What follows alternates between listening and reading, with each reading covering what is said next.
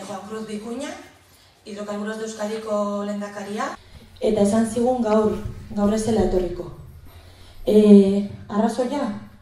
Bueno, Orozkon ez delako fracking egingo eta frogak ja eginda daudelako. Decía que la charla de hoy estaba pensada para tres ponentes. Por un lado, Juan Cruz Vicuña, de Hidrocarburos de Euskadi, Aitor, de Fracking Aiaraldea, y Mikel, de Fracking Araba. Baimena duten edozein momentuetan, beraiek konsideratzen badute nahikoa informazio lortu dutela, pasa dezakete baimen hori ikerketa baimen bat izatetik, ustiapen edo esplotazio baimen bat izatera. Hori bihar egin dezakete. Una campaña de adquisición de datos sísmicos. En el segundo año, pues bueno, harían un análisis de la información sísmica disponible. Se diseñaría un pozo de extracción para hacer ensayos de exploración. Una vez diseñado y construido el pozo, lo que harían sería unas pruebas de producción, ¿vale? Para extracción de hidrocarburos. Esto sería en el quinto y sexto año. En cuanto a las inversiones del proyecto, según todo lo que os estoy contando, según la documentación, ¿vale?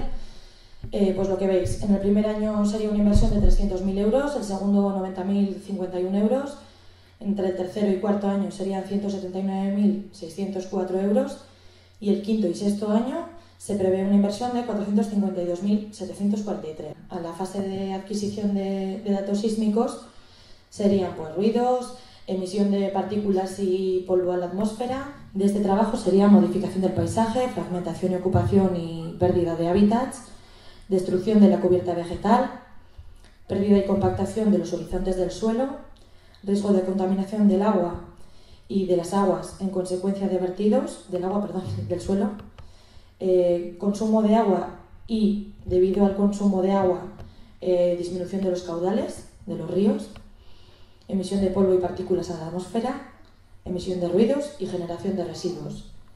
Vale, y por centrarme un poquito más en las pruebas sísmicas, que es lo que hemos visto estos días, hidrocarburos y posibles almacenes para hidrocarburos. Y al final nos llamaron y nos dijeron que, bueno, que no les daba tiempo de presentar toda la documentación y que finalmente iban a cortar el trazado en Aranguren y solamente iban a hacer las pruebas en las carreteras de Diputación. Vamos, yo tuve una cosita porque yo tengo el terreno vivo al lado de la carretera y el abogado me hizo un escrito diciendo que todas las orillas de la carretera no pertenecen a la Diputación. O sea, las orillas de la carretera tienen su fruto a la Diputación, pero no le pertenecen. O sea que si quieren hacer alguna cosa lo tienen que expropiar. Y eso lo tengo por escrito. Luego lo segundo que quería decir, que me llama la atención, que un supuesto proyecto que tienen que presentar, de repente digan, no, pero aquí está en sesión hasta no sé dónde. Y eso no lo pueden hacer. A ver, en el proyecto al final lo que han presentado son unas líneas, es un mapa con una escala muy pequeña y de hecho al ayuntamiento también los planos que han llegado son en una escala muy reducida, son de 1 a 20.000.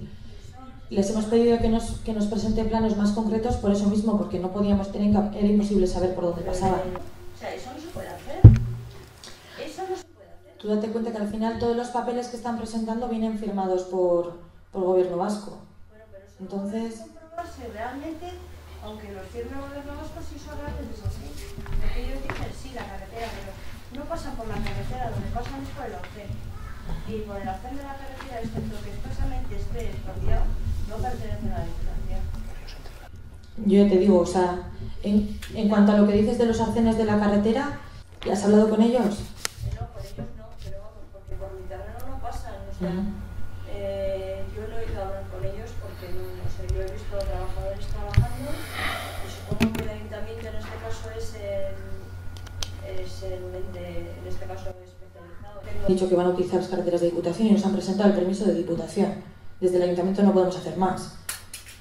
Y en cuanto a modificar el proyecto, pues no sé si se puede, pero lo han hecho y la secretaría lo ha visto bueno. Bueno, principios gu Fracking Aiaraldea moduan galdetzera etorri gara eta Vicuña ez dela etorri ikusita, bueno, pues se comentaba que nosotros aquí habíamos venido a preguntar, no habíamos venido a firmar, habíamos venido a interpelar al señor Vicuña sobre el proyecto Saya, pero bueno, pues como no va a hacer acto de presencia.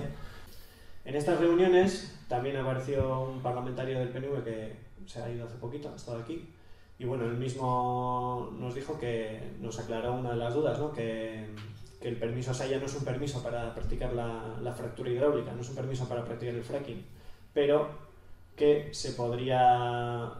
la empresa podría pedir un permiso para practicar la fractura hidráulica. ¿Esto qué supondría? Pues que el que hace esa exploración, si bien en un principio tiene en exclusiva los derechos de explotación, y segundo, podría realizar otro permiso para practicar la fractura hidráulica, que fue un poco lo que ya nos empezó a mosquear.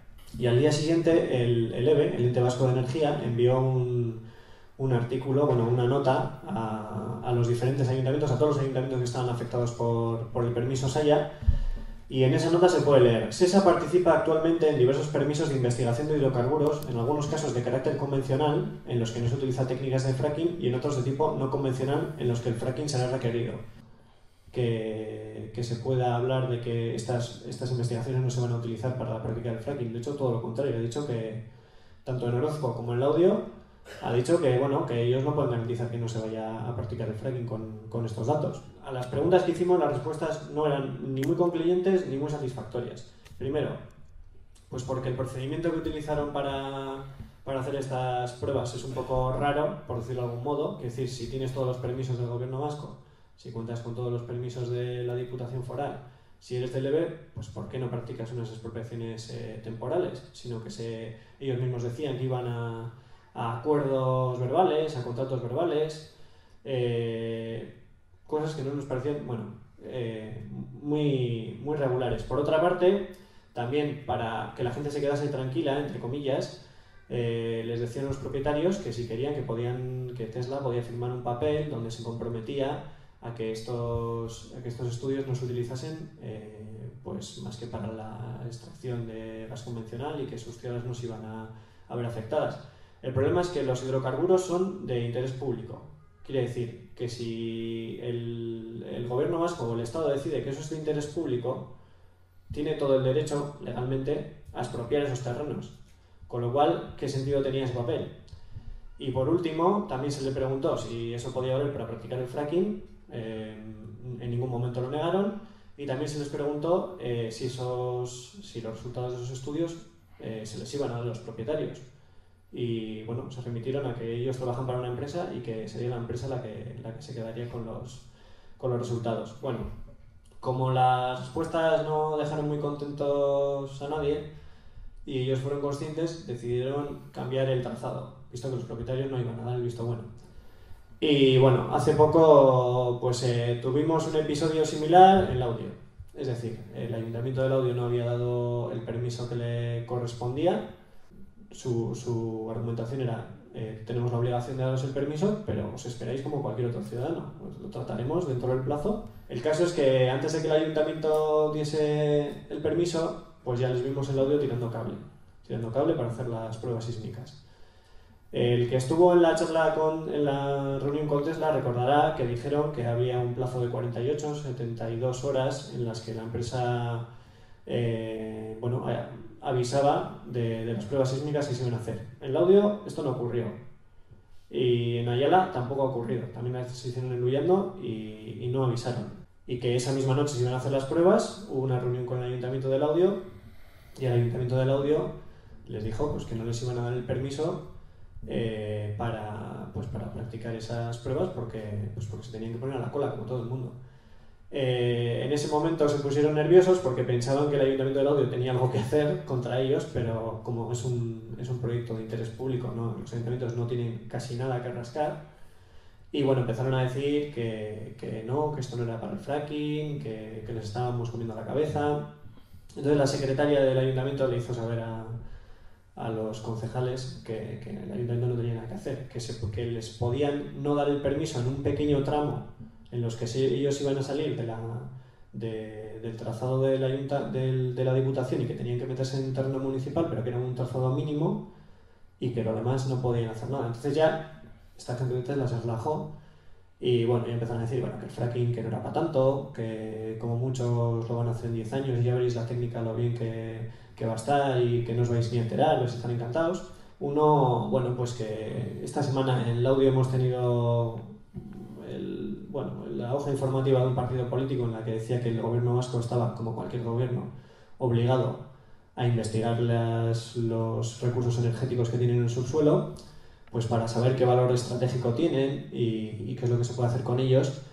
Y bueno, nosotros podemos estar más o menos de acuerdo con esa afirmación, podemos estarlo. La cuestión es que si esas investigaciones las practicase la UPV, ¿no? La Universidad Pública Vasca, pues bueno, pues no, a lo mejor no nos generaría tanto malestar como el hecho que lo haga SESA, que está participada en un 58% por 2 empresas energéticas estadounidenses. Los derechos la concesión de explotación recae no sobre el EVE y sobre el gobierno vasco, que es lo que están venga a decir, porque tiene una participación minoritaria en esa sociedad, sino sobre 2 empresas estadounidenses. En Ugao también hemos organizado, junto con otros grupos, una manifestación a las 12:30 de la mañana del sábado.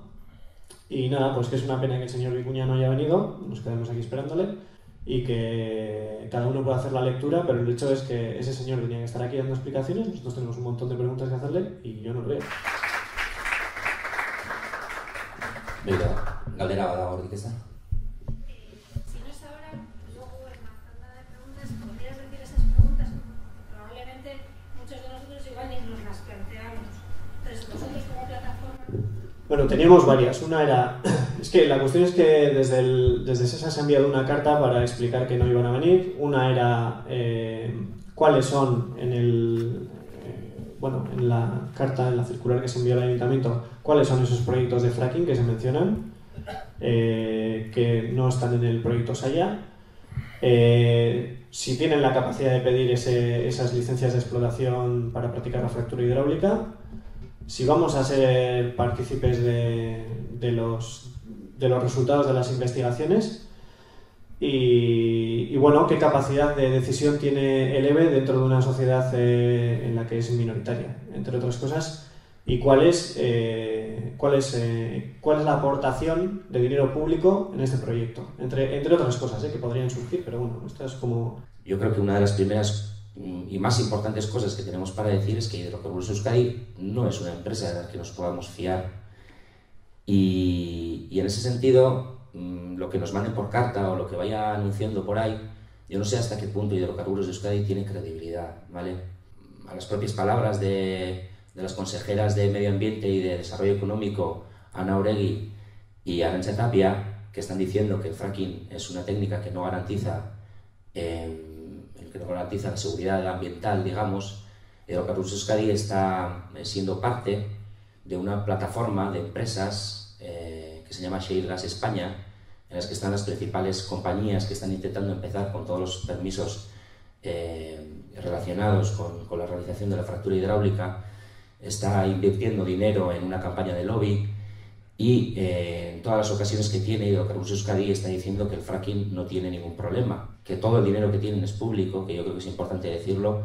Esto es el último mapa que ha sacado es una entidad americana de referencia que se llama la Energy Information Administration, la Administración de la Información de la Energía, en la que han hecho un mapa, hicieron uno hace 2 años, en la que había unos cuantos países en los que se supone que puede haber potencial para sacar gas y petróleo de esquistos, o sea, el que se saca con el fracking, digamos, ¿no? Entonces ahora, el mes pasado, han sacado otro mapa, y en ese mapa ya aparece la península ibérica, que hasta ese momento no estaba mapeada, digamos, y ahí podéis ver cómo hay en la zona, lo que le llaman la cuenca vasco-cantábrica, hay una mancha roja, que se supone que es un sitio donde puede haber un objetivo de gas no convencional o petróleo no convencional. En nuestro caso es de gas. A meternos a mirar ese estudio un poco más en profundidad, lo que vemos es que lo que tienen es señalada la cuenca vasco-cantábrica como una zona potencial de shale es pizarra, gas pizarra y lo que se saca lo que se está sacando en Estados Unidos con el fracking y así, ¿no? Pozos en ARA 4 y en ARA 5 que están dentro del municipio de Vitoria están proyectados precisamente sobre líneas sísmicas que se hicieron en su día sobre objetivos convencionales. Es decir, ahora mismo se pueden estar haciendo ese mapeo del subsuelo diciendo que son objetivos convencionales y dentro de 3 años se puede venir diciendo que los objetivos que tenían son otros y que definitivamente va a ser necesario utilizar técnicas no convencionales para sacar el gas. Esto es un encuentro, una mesa redonda tipo esta, pero en otro ambiente, ¿no? Esto está hecho en el Instituto de Madrid, en el Colegio de Geólogos y demás, ¿no? Ahí hay varias personas. Esta persona que veis aquí es Juan Carlos Muñoz Conde, que es un personaje del que seguramente terminaréis oyendo todos hablar, porque es el portavoz de Shale Gas España, de la asociación esta de compañías con intención de empujar el fracking, digamos, que es un poco el que está todavía aquí. Euskadi no parece que no se ha atrevido mucho a venir y así, pero en Burgos y así va haciendo reuniones con los alcaldes y demás, van metiendo la patita y así, pero sobre todo lo que se está centrando es en Madrid, digamos, allí donde tienen a los políticos, a los colegios de geólogos, ingenieros y demás, que van dando sus charlas y demás, ¿no? Y esa otra persona que está aquí, esta persona sí es de Hidrocarburos Euskadi y se llama Juan García Portero y es el director de exploraciones de Hidrocarburos Euskadi, o sea, Shesa, vaya. Cuando terminan de dar la charla, pues se les hace una pregunta, ¿no? A ver qué problemas tiene el fracking, ¿no? Me parece interesante. Y aquí está un poco lo que responde él. Un poquito más alto, por favor.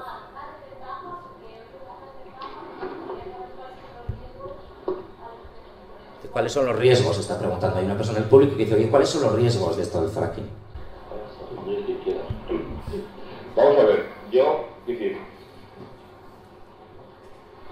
esto es una industria, vamos a ver, es una industria que quizás no conocemos, pero esa pregunta puede decir, la respuesta es muy genérica, porque ¿qué riesgos tiene la implantación de la industria textil?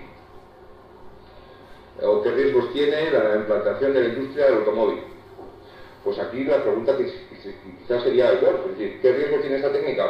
Pues tiene riesgos, como toda industria, son absolutamente moderados y controlables, ninguno especialmente, es decir, bueno, pues como cualquier sondeo de prospección de hidrocarburos, tiene cosas que tenemos que tener cuidado a la hora de desarrollarlo.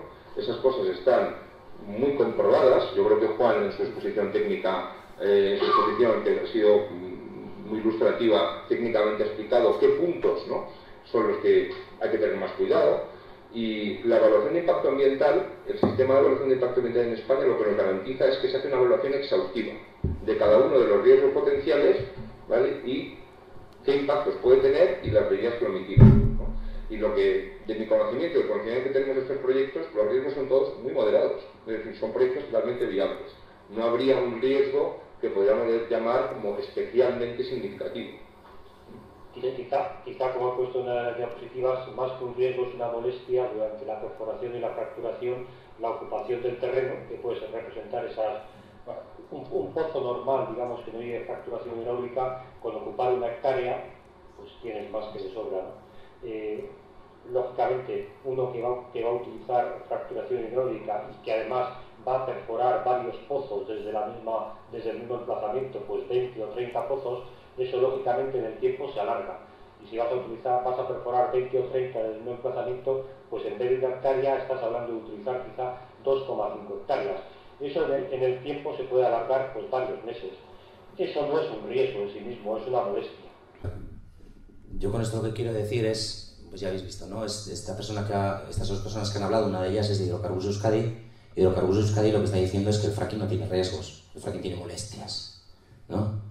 Entonces, bueno, me parece importante también, porque yo, si eso es así, yo no entiendo que tanta cabezonería con si es fracking, si no es fracking, si es fracking, si no es fracking, si es da igual, si el fracking no tiene más que molestias, ¿cuál es el problema que tienen de venir y defender el fracking?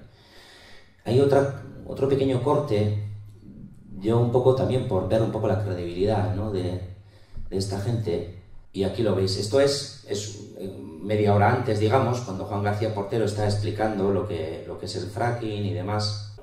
¿Cuál es la composición del fluido de perforación que normalmente se utiliza?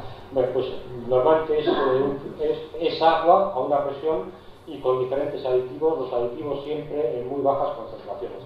Como un volumen habitual, pues podemos estar hablando de 1000 y 3000 metros cúbicos de fluido, y normalmente el fluido es agua, normalmente es agua dulce en la mayor parte de los sitios, aunque no tiene por qué ser potable, ¿no? Y hay una proporción mayor del 99%. No se emplean 600, ni 400, ni alguna cosa de esas que habéis oído hablar de número aditivo. Se emplean 4, 5, 10 o 12 como máximo, ¿no? Normalmente se emplea un bactericida. Vale, ahí en 4 frases ha dado un montón de información y yo creo que es importante, las voy a remarcar un poco. Dice que en cada pozo se utilizan entre 1000 y 3000 metros cúbicos de agua. Dice que se utiliza más de un 99% de agua y dice que se utilizan 3 o 4 productos químicos, como mucho 7, 8, no sé lo que ha dicho, algo así, 8, 10, 11, 12 como mucho, ¿vale? Bien, en los pozos en ARA 1 y en ARA 2, que están proyectados en Vitoria, no son 1000 o 3000 metros cúbicos los que van a utilizar, sino 35.000 metros cúbicos, o sea, es multiplicado por 10 los datos que está dando. Esta persona decía que se utiliza el 99%, más del 99% de agua y menos del 1% de productos químicos y que eran 3 o 4, ¿vale? Resulta que me he estado dando vueltas por distintos pozos que se están haciendo. No sé si sabéis, pero en Europa apenas esto está empezando. Se han hecho una docenita de pozos en Polonia y se han hecho un par de pozos en el Reino Unido. Esto en Europa les está costando muchísimo más de lo que pensaban entrar. Entonces, estos son los datos para un pozo que hizo el año pasado, a finales de 2012, ExxonMobil, que es la mayor empresa de hidrocarburos del mundo, es uno de los pozos que hizo en Polonia. Y ahí están los datos en porcentaje. O sea, aquí nos dice cómo utilizan agua en un 84%, que es un porcentaje bastante más bajo que el 99% que nos está diciendo, y después, desde el 84% hasta el 100%, es decir, casi un 16%, son diferentes productos, ¿no? Entre los que están la arena y demás, pero hay bastantes productos. Es un porcentaje bastante mayor del que está diciendo. Y no solo eso, sino que toda esta lista que veis aquí son los productos químicos, son los aditivos que se metieron en ese pozo. Es decir, que cuando Hidrocarburos Euskadi está haciendo propaganda de lo que es el fracking, nos está diciendo que las cosas son de una manera, pero después cuando el fracking se hace, las cosas son de una manera bastante diferente a como está diciendo Hidrocarburos Euskadi.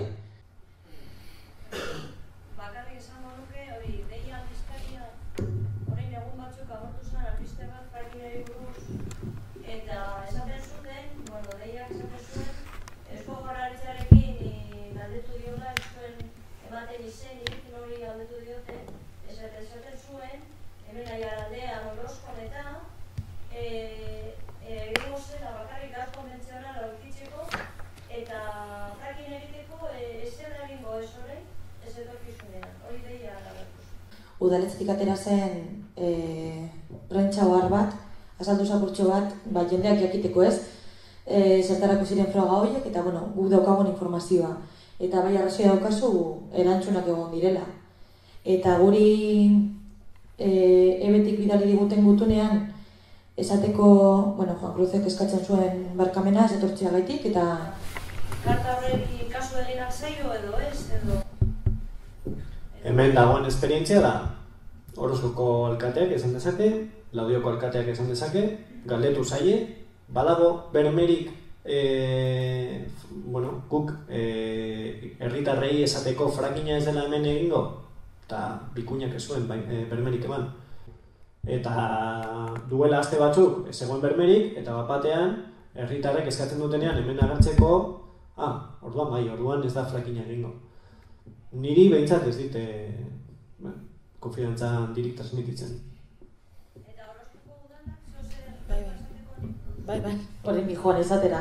Ez, Aitorrek esan duena, Juan Cruz Bikuña etorri zen udaletxera, gurekin biltzera, eta azaldu zigun apurtxo bat zaila baimenaren inguruko egingo ziren lanak, eta zertarako zen, eta galdetu genion zuzenean, ia etorkizun batean frakina egingo zen Orozkon. Eta esan zigun zaila baimenaren barruan, ez? Baina etorkizun batean teknikak aurrera egiten badu eta modernizatzen baldin bada, ikusi beharko dela. Bai, claro. Biratzen guztitik ibili dituzte, eta niri inork ez dit esan, eta gainera, lotzagarria dena da, alde horretan, lapurketa pila bat ezin dira. Lapurketa pila bat. Que si se ha llevado la depuradora del pueblo, el tararí, el tarará. Bueno, pues cosas que pasan. Eta orain, 24 orduan, egon dira txiringito horiek zaintzen. Eta joten bezala kortara, te paran, ¿a dónde vas? No voy a la cuadra. Perdona. Haien jarrera nik ez dakit zein izan den, ni joan naiz pare bat aldiz ikustera, eta, bueno, niri... Bai. Beraiek, euren lan egin dute, guk egiten... Bai, klaro, haiek edukiko dituzte bere... Zaintzaile daudena, 24 orduan, bai, osea, que yo no voy a quitarte nada, chico. Baina ez dute zaintzen, niri asolatzei datzen gauza, hori ez dute zaintzen. Ez dakite, Olga dinot, igual patroiak egon dira, segurtasunagaitik, hemen jartzen duenaren arabera, eta nik ez dut ez ere entzun, baina jartzen du que los trabajadores fueron agredidos con piedras eta horrela. Nik gaur entenatu naiz, Baina nik dagoen esaten hori agertzen da, baina agertu da hiru bider lapurtu dutela goiko depuradora. Ez. Hori ez da agertzen, eta gainera deitzen dozu, ya lo siento, Conso, más lo siento yo, que estoy sin agua. Eta ez daude hor. Arrazoi daukazu. Ez dakit esan dugun, baina garrantzitsua da jakitea baita zenbakietan mugitzen diren bakoitza, ezta? Orain egiten ari diren froga sismikoak 900.000 euro kostatzen dute. Horrek ere bere garrantzia izaten du zer zaintzen den eta zer ez den zaintzen ordu hortan, ezta? Gasteiz inguruan 2 putzu egin behar zituztela eta putzu bakoitzak 25 milioi euroko kostua zuela. Alegaciones de impacto ambiental a Enarratan y Enarrakual. ¿Eso son horrela? Kontua da, igual pixka bat panorama bat egin beharko genukela ez. Horiek ematen dira, edo Madriden, Espainiako gobernuak ematen du, segun eta autonomia bat baino gehiago baldin badago afektatua terreno horietan, edo autonomia bakarra baldin badago afektatua hori ematen du gobernu autonomikoak, bale? Ingurumenean eraginak egongo dira eta gainera batzuk onartuta daude, adibidez, ura kutsatuko dela, adibidez. Aberastuko gara guztiak gas horrekin edo zer, la gaviota bezalakoa izango da, hori zen, gaspoltza hori ez dakit, patrika zen, osea ez dakit. Orduan, hori da nire lehen galdera. Nik uste hildoa hortik doala, ez da? Azkenean, ari gara dena burua usten frakina egingo duten edo ez duten egingo. Diapositiba hau daukat atzean jarreta apropos, eta hemen pixka bat azaltzen da, ez da? Hor, hau lurrazala baldin bada, eta hemen geruza desberdinak ikusten dira, ez da? Euskal Herrian dagoen gaza orokorrean behintzat, ez dala metatutako gas bat, baizik bere garaian sortu zen arrokan mantendu den gas bat, eta honek ezaugarri bat dauka, eta da oso sakabanatua dagoela, geruza handi batean zehar. Bereik zenbaki batzuk eman dituzte, zenbakiak asmatu egin dituzte, eta asmatutako zenbaki horiekin prebizio batzuk egin nahi izan dituzte. Esta gente de hidrocarburos Euskadi están a chupar del bote, ¿no? O sea, están justificando su trabajo con nada, con mentiras. O sea, es que podrían no existir. No tienen otra cosa que hacer.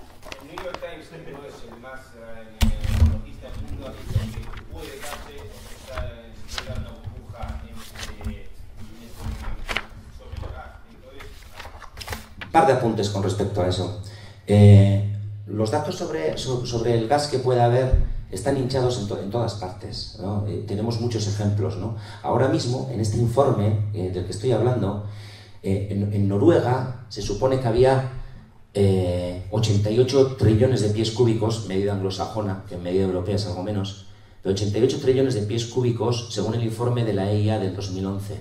Han hecho 3 pozos en el yacimiento Alum y han tenido que bajar las expectativas de Noruega de 88 trillones de pies cúbicos a 0. En la Lublin de Polonia es otro yacimiento en el que en el informe del 2011 decían que había 44 trillones de pies cúbicos, después de haber hecho una docena de pozos, como os he dicho, han tenido que bajar de 44 a 9. Están en cada sitio que están pinchando, están teniendo que rebajar las expectativas un montón. El Servicio Geológico Polaco el año pasado sacó un informe diciendo que tenían que dividir entre 7 y 15 veces las expectativas que se habían dado para Polonia. Hay un documento que es súper interesante, son las actas de las reuniones entre Hidrocarburos de Euskadi y las empresas EICO y Cambria, que son las socias americanas que tienen, ¿vale? En concreto hay una reunión en abril de 2009 en el que van explicando cómo van a hacer esta operación. Una reunión de trabajo entre las empresas, entonces van hablando unos y otros y van explicando cómo van a hacer. Y todo eso lo recogieron en actas, y esas actas las hemos conseguido porque, pidiéndolas a través del Parlamento, porque como Hidrocarburos de Euskadi es una empresa pública, pues tiene obligación de dar cuentas, digamos, ¿vale? Entonces, en esas reuniones se ve perfectamente cómo el proyecto que tienen estas empresas es poner en marcha esto, hacer 2 o 3 pozos en los que se pueda demostrar una cierta viabilidad económica. Por eso, para ellos es muy importante escoger muy bien el sitio, los sitios primeros que van a perforar, es decir, porque como he dicho de los estudios anteriores, se deduce que sí hay sitios concretos que puede tener un porcentaje mayor de tasa orgánica de carbono. Entonces, es decir, el objetivo es dar con ellos, que en el mundo de los hidrocarburos se llaman los sweet spot o los puntos dulces, digamos, en esos demostrar que existe una viabilidad económica y a partir de esa demostración vender el proyecto a un inversor más grande. Y todo esto se puede seguir muy fácilmente porque explican cómo si consiguen, además hablan en acres, o sea, digamos, de vender el proyecto en acres, en una medida de tierra americana, digamos. Entonces dicen, bueno, si conseguimos 200.000 acres con este proyecto, pues podemos vendérselo a una compañía de tamaño medio, y si conseguimos 100.000 acres, podemos vendérselo a una mayor, a una compañía de las grandes de hidrocarburos. Y explican no solo eso, sino que explican incluso los porcentajes que podrían tener en la operación. Dicen, bueno, nosotros tendríamos en esta operación pues un 20% entre las 3 empresas que hemos liderado esto, y un 80% se lo daríamos a la empresa que viniera. Y hablan en concreto de varias empresas a las que han tocado, a EOG Resources, a Devon y demás. Es decir, Hidrocarburos de Euskadi, es decir, el control público del que tanto se habla sobre estas operaciones, quedaría, para el caso de la Balmaseda y el Gran Enara, sería un 44% del proyecto, tal como está repartido a día de hoy, pero en un futuro sería el 44% de un 20% con el que se quedarían estas 3 empresas. Es decir, que en manos públicas se quedaría aproximadamente un 8 o un 9% del proyecto. Entonces, digamos que a nosotros, ¿no?, sobre todo lo que nos da la sensación es que ahora mismo nos estamos jugando un montón en los primeros pozos, en impedir que se hagan esos primeros pozos. Pero las empresas lo que le están diciendo, y es una de las patas sobre las que se está vertebrando su discurso, es que esto es una técnica harto conocida, esto es una técnica con más de 60 años de experiencia, que esto viene de los años 40, y que es una técnica, por lo tanto, completamente desarrollada y segura. Eso es una de las patas sobre las que se basan los perforadores para defender el fracking. Esto es mentira. Hay un momento en el que la técnica la empiezan a dar por buena, que es cuando consiguen lo que te he dicho, desde la misma plataforma, media docena de pozos, 10 pozos, con largos laterales y demás y demás y demás. Y eso por primera vez se da en el año 2007. O sea, estamos utilizando un método de ensayo y error, no estamos utilizando una técnica acabada que se estudió en los años 50 y que esto está completamente... A los 10, 15 años hay un 50% de pozos fugando, como les está pasando en el Golfo de México, por ejemplo. Entonces, lo que dices, de técnica demostrada y garantizada nada, las técnicas con las que nos vienen ahora las empresas concretas, la primera vez que lo hicieron de esta manera fue en el 2007, o sea que estamos hablando de hace poco más de media docena de años. O sea, es verdad que se llevan intentando romper rocas para sacar mejor, para aprovechar mejor los yacimientos y sacar más petróleo y gas desde los años 40, se está intentando, pero las técnicas concretas que nos vienen ahora con el fracking nos vienen de hace media docena de años. Entonces, eso es fracking. Esto es el histórico del precio del gas en Estados Unidos, ¿no? Y otra de las cosas que está diciendo mucho se está diciendo mucho desde las empresas que quieren perforar es que gracias al fracking en Estados Unidos el precio del gas es muy barato. Es la cuarta parte que en Europa se suele decir y así, ¿no? Lo primero es que poca gente suele pensar, hasta que no le dicen eso, pues no piensas mucho en ello, ¿no? Y entonces dices, joder, pues era verdad, ¿no? Pues esto por el fracking. Y tampoco solemos pensar, por ejemplo, que Estados Unidos basa gran parte de su economía en que los hidrocarburos estén baratos, ¿no?